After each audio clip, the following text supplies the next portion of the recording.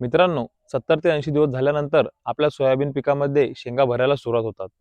याच वेळेस कीड आणि रोगाचा प्रादुर्भाव दिसायला सुरुवात होते. त्यामुळे दाण्याची गुणवत्ता आणि उत्पादन वाढवण्यासाठी सोयाबीनवरती तिसरी फवारणी घेणे खूप महत्त्वाचे आहे.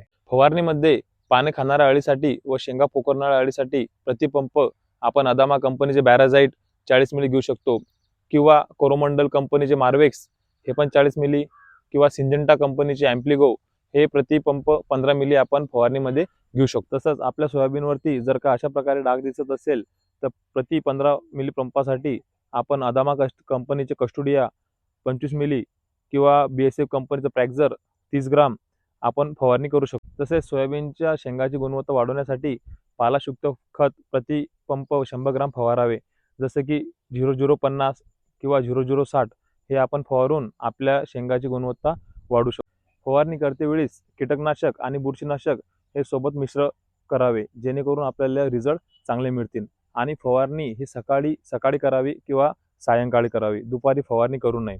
तर मित्रांनो, सोयाबीनचं उत्पादन वाढवण्यासाठी शेवटची फवारणी नक्की करा आणि आपण कोणतं कीटकनाशक आणि बुरशीनाशक वापरतो हे मला कमेंट बॉक्समध्ये नक्की कळवा. धन्यवाद.